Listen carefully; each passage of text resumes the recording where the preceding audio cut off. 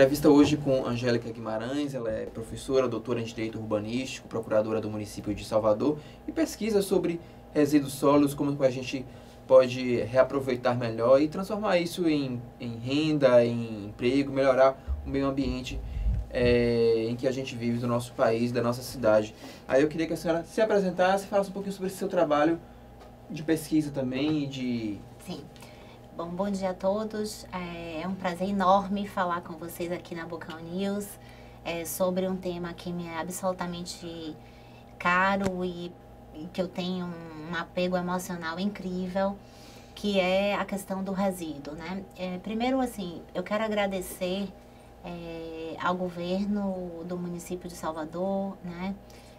Porque sou procuradora do município, por ter me liberado em 2014 para fazer o meu curso de doutorado na PUC em São Paulo, tratando desse tema. E por que eu escolhi, querido, falar sobre resíduo? Porque eu entendo que o resíduo, ele não é algo ruim para a sociedade, ele precisa ser ressignificado, ele é um agente transformador, ele é um bem socioeconômico ambiental. E durante muito tempo me incomodou, desde 2009 eu me incomodo muito com esse assunto. Salvador teve um grande lixão, que foi o lixão de Canabrava. Era ali que várias crianças nasciam, brincavam, estudavam. E aquilo me causava espécie, me incomodava absolutamente, porque é fato que as pessoas se incomodam em viver mal, mas elas também se acostumam a viver mal, né? Essa ideia do que é bom e do que é ruim, de uma vivência urbana satisfatória, com qualidade de vida, é muito relativa, porque as pessoas se acostumam com aquilo que lhe é fornecido. E isso me causava muito incômodo como ser humano, né? Incômodo como mãe. Verificar que para algumas crianças a única forma de lazer é deslizar sobre uma montanha de lixo, falando pejorativamente, já que eu ressignifico também esse termo, eu não gosto do termo lixo, porque seria algo inservível. Eu entendo que o que a gente tem é resíduo, é aquilo que é residual, aquilo que sobra do que eu estou consumindo. Isso para mim era muito doído, muito sofrido. Então eu resolvi estudar um novo modelo que pudesse trazer uma alteração socioeconômica e ambiental para Salvador. Fazer uma mudança nesses paradigmas que estão postos há muitos anos, aproveitando da Política Nacional de Resíduos Sólidos, que é desde 2010, mas que até então não tem a eficácia e a eficiência que se esperava. Mas pensando também que esse não é só um papel do Estado, esse é um papel da sociedade e do mercado. Então eu resolvi ir para uma instituição de ensino que tem como norte, como mote, as políticas públicas. Uhum. E a minha orientadora, que é a professora Daniela Libório, é um dos ícones, né, do estudo sobre resíduos sólidos e que me estimulou a continuar a pesquisa.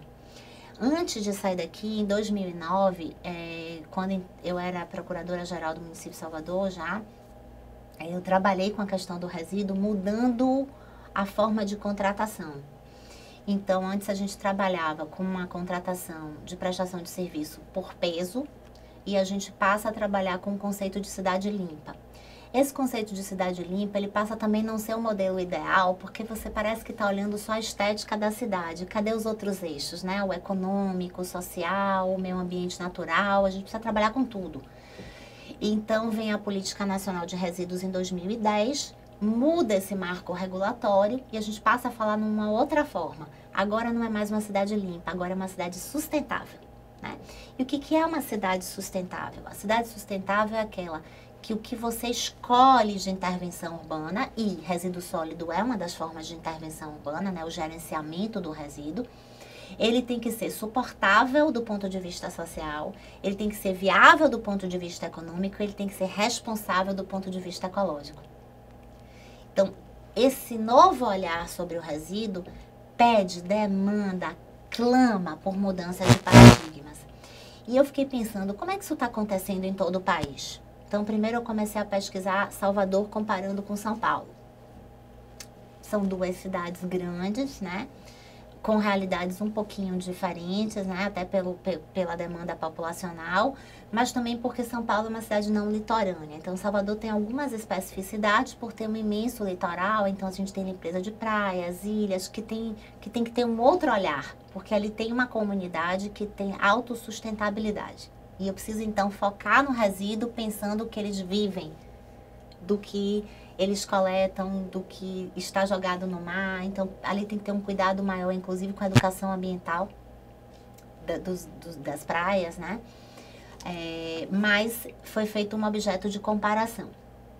Então, primeiro São Paulo, Salvador, depois eu andei passeando por outras capitais do país.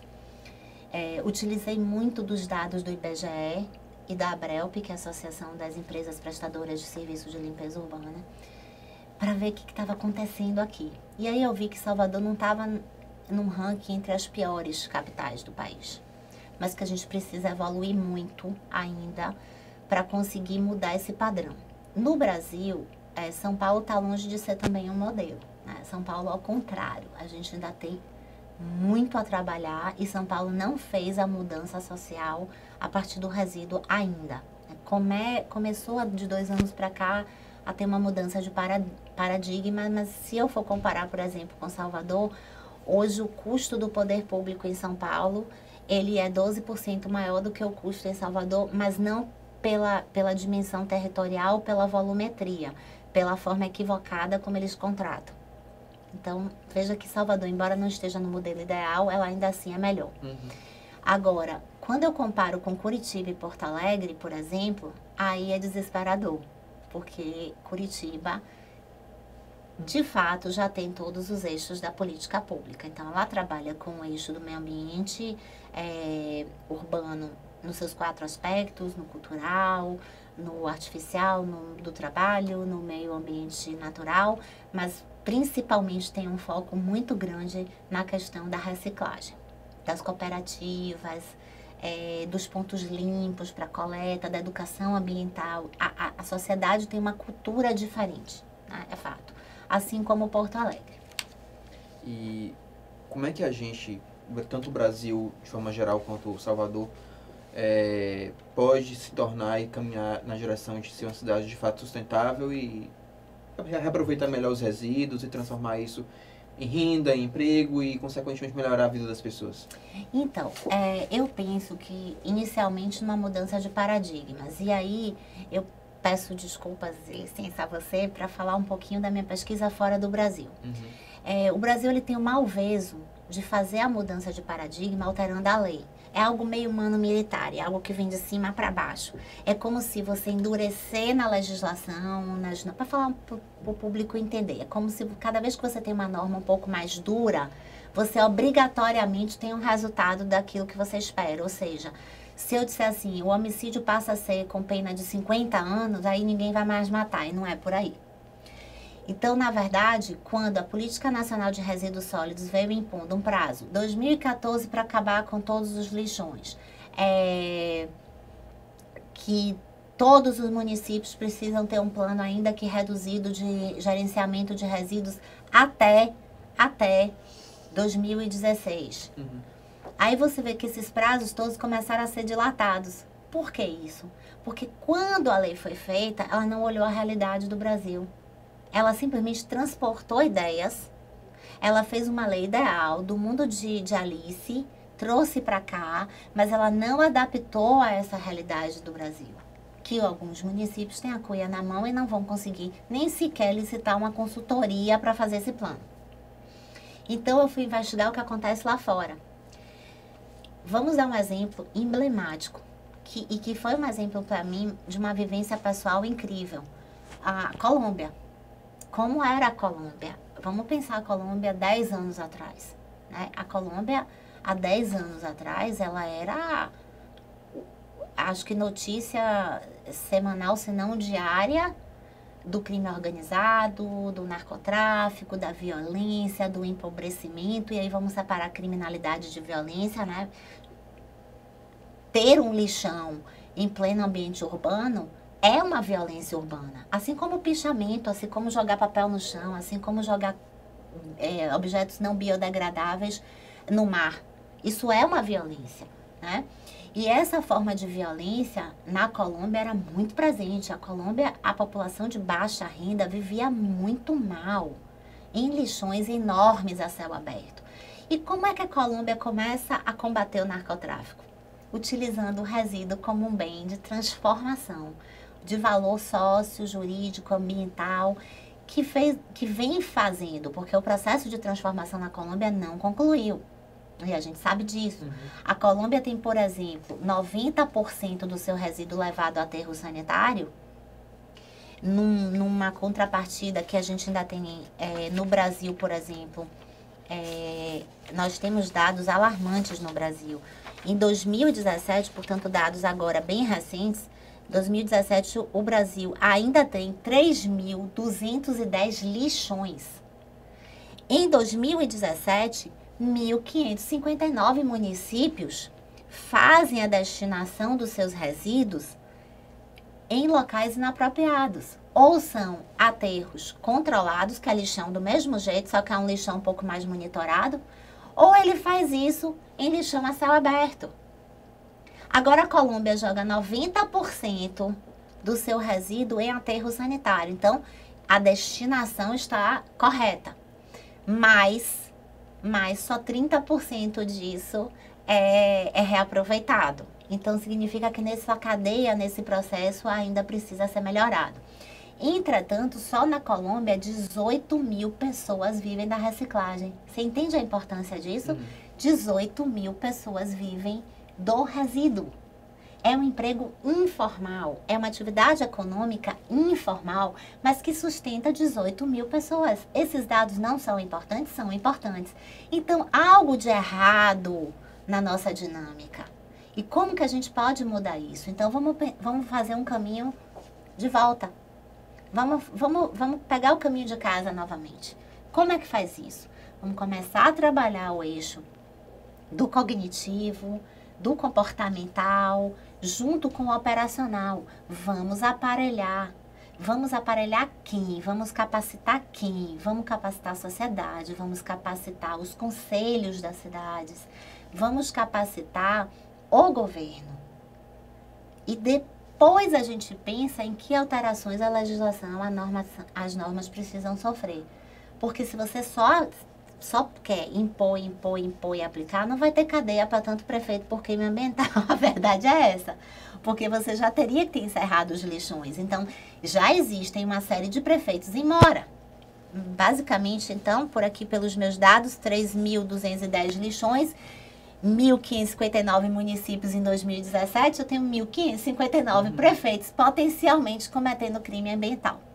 Será que a gente tem cadeia para todo mundo? E colocar todos os prefeitos presos vai resolver o problema? Não.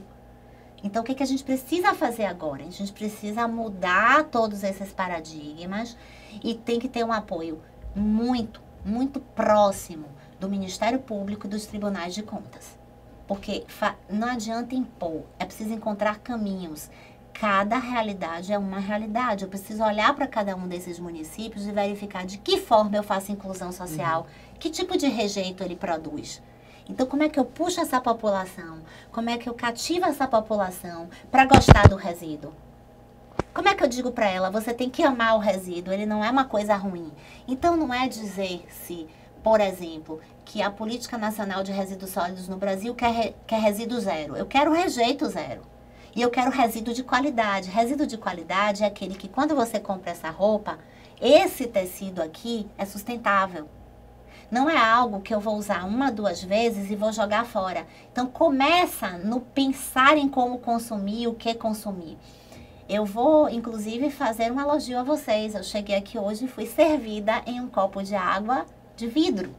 Importantíssimo, vocês não estão usando plástico. Então, aqui já está se pensando de uma forma sustentável. Eu já fiz uma outra sugestão, que cada um de vocês trouxesse o seu próprio copo, porque ainda é mais sustentável. Então, é pensar no consumo, mas antes de pensar no consumo, pensar no que se produz. E por isso que é muito importante os acordos setoriais. Esses acordos setoriais com a indústria, com o comércio, eles vão mudar a natureza do bem que é jogado no mercado. E a lógica do mercado qual é? Quanto mais eu consumo, mais eu ganho. Quanto mais eu jogo fora, mais eu ganho. Porque mais você vai gastar. Vamos mudar esta lógica, vamos transformar, vamos reutilizar. E aí, a partir disto, vamos ressignificar a sociedade também. No interior do estado a gente ainda tem, às vezes até mais do que nas cidades grandes, lixões, aterros sanitários ou fossas sépticas, como a senhora até mencionou no início, antes da entrevista. Como vencer esse desafio no interior do estado? Às vezes, considerando que lá os recursos são menores, a cultura também é um pouco diferente, às vezes a informação também não é muito difundida em relação a isso. Como é que a gente vai enfrentar isso no interior do estado e mudar lá essa realidade? Toda vez que você explica para alguém que algo tem valor econômico, e você explica isso de uma forma clara e capacita, essa realidade muda. Então, se, por exemplo, eu começar a chegar nas escolas públicas, e eu disse a você do modelo de Paris, por exemplo, cuja agência metropolitana de Paris recicla 80% do lixo que chega até o tratamento, a destinação final. Se eu chego nas escolas e digo, por exemplo, olha, você, Joãozinho, não jogue o seu caderno do semestre passado no container. Não despreze.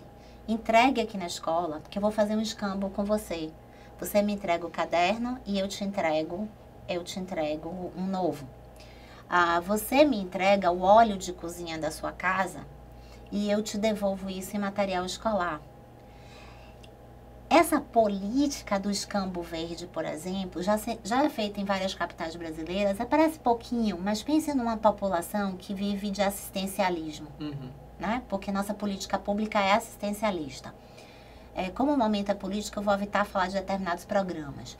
Mas isso chega a ser cruel. O que a gente precisa fazer é utilizar o resíduo para ensinar a ganhar o peixe. Eu não preciso entregar o peixe pronto. Eu posso entregar a ele a tecnologia para ganhar o peixe. Então, uma das formas de alterar essa realidade nos municípios pequenos é até mais fácil do que nas capitais. Porque você tem uma certa isonomia na produção do resíduo. Você tem mais ou menos uma mesma natureza de produção de resíduo e a volumetria é controlável, certo?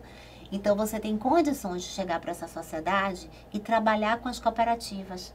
E trabalhar com a sociedade, com a população local, informando para ela que além daquela receita assistencialista que ela recebe, né, e que se um dia acabar ela não tem o que fazer porque ela não se capacitou para nada, ela pode pegar o que ela está produzindo em casa e transformar. E tem coisas muito básicas, como a compostagem. É você pegar o resíduo orgânico, então você faz uma caixinha de madeira, um quadradinho simples, você coloca areia, você coloca umas minhoquinhas lá dentro e você vai botando o resíduo orgânico, aquilo vira adubo. Você pode vender esse adubo? Sim, você pode, mas você também pode juntar um grupo de moradores e fazer uma horta orgânica na sua praça. Salvador tem uma horta aqui no Horto Florestal, que é um exemplo disso. E o que produzir dali alimenta a própria população, mas alimenta também outras pessoas que sofrem necessidades, né? Então, veja, não é difícil, é uma questão de boa vontade. Agora, se você me perguntar por que nada disso é feito já que é tão fácil? Por comodismo e também por outros interesses. Porque o resíduo, ele passou a ser um bem econômico para um determinado setor do mercado. Né? Então, existe todo um setor que vive de quanto mais melhor. Então, não é quanto mais melhor, é quanto de melhor qualidade for o resíduo, melhor para todos, para geração de energia, por exemplo, para reaproveitamento de água, para fazer cimento. Então, vamos imaginar que não podemos só viver do que o poder público paga para mim em tarifa de concessão para tratamento de resíduo. Eu posso começar a pensar, eu, empresário do setor de resíduos, que eu vou investir em tecnologia em parceria com o poder público, porque ele passa a ser o detentor do resíduo. Não é isso? O que é coletado nas vias públicas é res de ninguém, é coisa de ninguém, está desprezado. Acaba sendo um dever do poder público. Então, o poder público dá a matéria-prima e ainda paga. Você percebe? Hoje, no Brasil, o poder público paga para entregar para as empresas que fazem o gerenciamento do resíduo a própria matéria-prima, que eles vão transformar em energia, em cimento, em drywall, em caderno, em lápis. Quem deveria estar fazendo isso? Né? Isso tem que ser feito em parceria com setores da sociedade. E todos vão ganhar do mesmo jeito, né? Então, se a gente começa a ressignificar a partir também desses grandes grupos econômicos que só ganham quando você tem uma política equivocada, melhor. Acho que vai haver uma mudança, porque eu tenho dados aqui muito importantes. De 2014 para cá, o Brasil vem passando por uma crise econômica às escâncaras. Todos estão acompanhando isso. E o que aconteceu com essa crise econômica? Afetou também o setor das grandes empresas que prestam serviço de gerenciamento de resíduos. Por quê?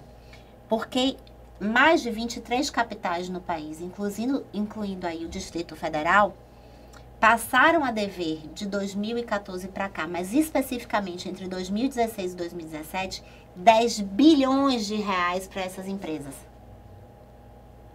Elas prestam serviços e não recebem. Então, agora eu acho que eu toquei no bolso. E em tocando no bolso, a gente vai ter que mudar alguma coisa. Porque enquanto estava confortável, a população joga o resíduo no chão, a população não aprende a fazer reciclagem, a população não sabe o que é trabalhar em cooperativa, a população não entende o valor do resíduo, ela continua tratando o resíduo como lixo. Eu entendo que o plástico é maravilhoso. São Paulo, por exemplo, o canudo plástico é vedado, tem uma lei municipal que veda a utilização de copo plástico e canudo plástico. Na Colômbia, uma cidade chamada Cartagena, que é uma cidade belíssima de praia, nenhum dos hotéis, nenhum dos estabelecimentos que você chegar lá de turismo, o que for, tem a permissão para vender qualquer coisa que não seja biodegradável. Então, não pode utilizar copo plástico, não pode utilizar canudo, não pode utilizar nada que seja descartável. Tudo tem que ser reaproveitado. Então, se a gente começa a ressignificar isso, a partir de dados que são concretos, né, de que os municípios têm dívidas imensas com essas empresas começam a entender, olha só, não posso mais viver de uma política equivocada, porque daqui a pouco eles não têm como me pagar. E não vão ter mesmo. Sabe quanto o Brasil gasta hoje com a destinação equivocada de resíduos? 5,5 bilhões de reais. Imagine se tudo isso estivesse voltando em saúde, em educação, em lazer, em qualidade de vida. Então, preciso mudar esse olhar. Eu acho que nem a sociedade tem consciência do quanto ela faz mal a si própria. Ela é autofágica, ela se destrói com o mau gerenciamento do resíduo sólido, né? Então, se a gente ressignificar esse olhar, se a gente começar a ter políticas públicas, por exemplo, de inclusão da mulher nesse processo. Então, eu lhe contei aqui nos bastidores um pouco da minha vivência em Medellín, que é um bairro chamado Moravia, que era o maior lixão que existia em Medellín e onde havia o maior índice de criminalidade e violência urbana. Hoje existe um grande parque, um parque todo de material reciclado, onde se plantam orquídeas, através de quem? Quem trabalha nesse parque, quem cuida nesse parque? A Cooperativa das Jardineiras. São mulheres, mães e pais, porque essas mulheres são viúvas do narcotráfico. Criaram os seus filhos sozinhas e têm pavor de que essas crianças, de que esses adolescentes voltem para aquele mundo da marginalidade, né? Que fiquem à margem. O que é a marginalidade? À margem de uma boa qualidade de vida, à margem da cidadania. Então, essas mulheres transformaram a realidade de Medellín, deste bairro especificamente. Então, se Medellín, se Bogotá, né, se o Peru está fazendo também isso, eu estive no Peru também, se está ressignificando as intervenções urbanas, se está mudando a cara do urbano, da sociedade, a partir do resíduo, por que o Brasil não pode fazer isso? E veja, como é que eu posso falar, resíduo zero? Resíduo zero, a própria natureza produz resíduo, o bichinho faz a caquinha dele ali na mata, né? A árvore deixa cair folhas. O resíduo, ele faz parte da natureza, ele convive com o meio. Agora, o que eu preciso ter é um resíduo bom. Eu preciso me preocupar com o que eu produzo lá na base, na cadeia inicial do produto.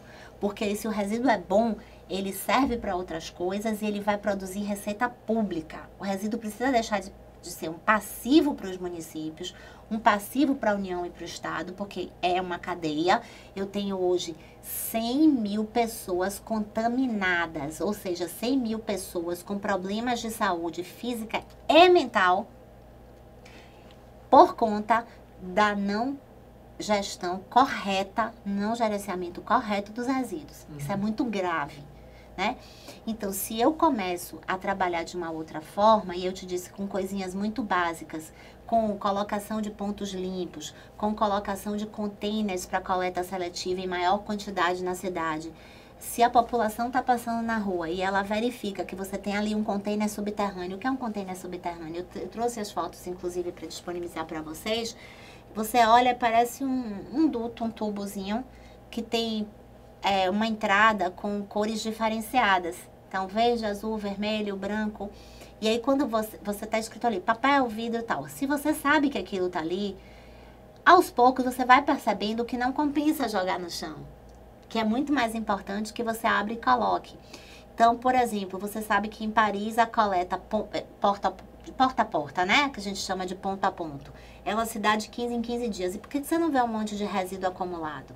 Porque as pessoas fazem a seleção em casa e elas colocam em pontos limpos, né? Aquilo que elas não entregam já de imediato. Porque tem coisas que você já pode entregar em determinados pontos que são disponibilizados tanto pelo setor industrial e comercial, porque são os acordos setoriais, quanto pelo próprio poder público. E aí ali você entrega óleo, você entrega papel, você entrega roupas, inclusive, enfim, aquilo que possa ser reaproveitado de imediato, garrafa PET, e as cooperativas pegam esses produtos. Em Bogotá é muito interessante, porque as carrocinhas dos catadores são todas elas grafitadas e muito coloridas. E eles trabalham todos como se estivessem num bloco de carnaval. Eles não têm um fardamento único, mas são todos muito coloridos, são roupas muito coloridas. Então, eles se integram no meio ambiente urbano quase que culturalmente, vocês entendem? Então, passa a sair daquela posição pejorativa. Quando você queria falar assim, meu filho não vai estudar, não vai servir nem para catar lixo na rua, não é assim que a gente diz? Você não serve nem para varredor de rua. Você serve, inclusive, para varredor de rua, porque varrer rua é muito digno. Agora, eu posso mecanizar essa varrição, eu posso, e pegar esta pessoa que estava no processo de varrição, até porque a sociedade passa a não jogar tanta coisa na rua, e trabalhar com ela numa outra fase da cadeia do processo do tratamento do resíduo, né? Então, ela pode, por exemplo... Você pode, por exemplo, pensar que ao invés de você ficar pintando meio fio, eu posso fazer cultura nesse meio fio, né? O trabalhar a poda de árvore, por exemplo, não precisa ser um custo do poder público, né? Pode ser um custo das associações de moradores, né? Discutir com a sociedade, por exemplo, eu quero pagar a taxa ou eu prefiro vender o meu próprio resíduo? É um direito meu. O resíduo quem produz sou eu, quem pagou pelo bem foi eu que tenho que decidir se eu quero ou não quero. São questões que a gente precisa debater muito, tá? Eu não tenho aqui uma ideia de que eu estou num mundo perfeito, ideal, e que eu vou conseguir, de uma hora para outra, alterar. Mas o pouco que a gente puder fazer em relação a isso, e em atitudes muito pequenas, a gente já faz uma mudança. E a senhora vai debater isso na palestra, né? Amanhã? Sim, amanhã. Sobre gerenciamento de resíduos. Queria que você falasse um pouco mais sobre esse evento, assim, desse mais detalhes para quem se interessar. Sim. Amanhã nós teremos uma palestra que foi promovida pela ABS, né, que é a Associação dos Engenheiros Sanitaristas, onde nós vamos debater um pouco dos desafios desse gerenciamento de resíduos. Não só em Salvador, mas no Brasil. Na verdade, a gente tem lá um público do Brasil inteiro, inclusive gestores públicos também, estudantes, enfim, que gostariam de pensar em soluções conjuntas. Então, eu não estou ali para tratar, e nem teria essa ousadia de tratar de soluções tecnológicas com engenheiros ambientais e engenheiros sanitaristas, porque não é minha área, o meu viés é jurídico. Mas é evidente que o olhar sobre o resíduo, ele é multidisciplinar. Então, o meu papel ali é desafiar, é mostrar que a política de gerenciamento de resíduos sozinha não vai fazer nenhuma mudança. Que eu preciso trabalhar com resíduo como um elemento de transformação social, um elemento de realização das funções da cidade, de moradia, habitação, lazer, circulação, emprego e renda, mas a partir de uma outra perspectiva. Ela não pode ser uma perspectiva só jurídica, só normativa. Ela precisa ser uma perspectiva educacional, uma perspectiva comportamental, né, uma mudança de valores. Esse é meu desafio amanhã. Trazer para eles algumas sugestões de modelagem jurídica, sim, porque eu preciso pensar. De que forma eu contrato a cooperativa, de que forma eu vou fazer um aterro, como é que eu faço para modelar isso, vou fazer uma PPP, vou fazer uma concessão, vou fazer consórcios municipais. Isso sim, também é um papel amanhã, mas é também de dar uma sacudida, né, e falar assim, olha, temos aí de 2010 a 2018, quanto tempo? Já, né, 18 anos. Nada acontece. E agora? Né? Quer dizer, eu tenho uma política de gerenciamento de resíduos que não está acontecendo. Por que ela não está acontecendo? Né? O que está faltando? Então, vamos pensar. E assim, deixando claro que todo o meu trabalho nessa área de conscientização sobre um novo olhar para o resíduo é um trabalho não remunerado. Eu estou devolvendo à sociedade, eu estou devolvendo ao mercado e ao poder público o investimento que foi feito nos meus estudos. Então, eu estou sendo demandada por diversos setores para dialogar sobre isso e eu espero que a gente continue aumentando essas oportunidades e assim poder chegar a um consenso e encontrarmos caminhos que não vão ser iguais para todos os municípios, cada município tem sua realidade, cada bairro tem sua realidade, mas que encontremos caminhos em que o investimento econômico não seja tão grande, mas que o retorno social, o retorno financeiro também, e até para o próprio poder público desonerar um pouco esse custo e poder investir em outras áreas, possa ser maior. Bom, queria agradecer por sua participação aqui no Bocão News e abrir espaço para a senhora fazer suas considerações finais. Então, eu fiquei pensando um pouco do que dizer para vocês sobre o que me sensibiliza, né? O Brasil possui hoje em Brasília o maior aterro, o maior lixão do mundo, né? Esse lixão vem tentando ser encerrado há bastante tempo e não se consegue.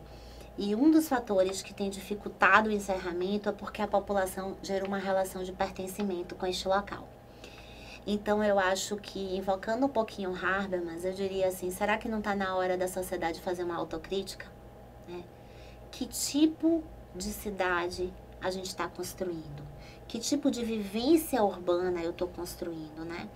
E por que é tão interessante continuar se divulgando a questão do resíduo, chamando de lixo?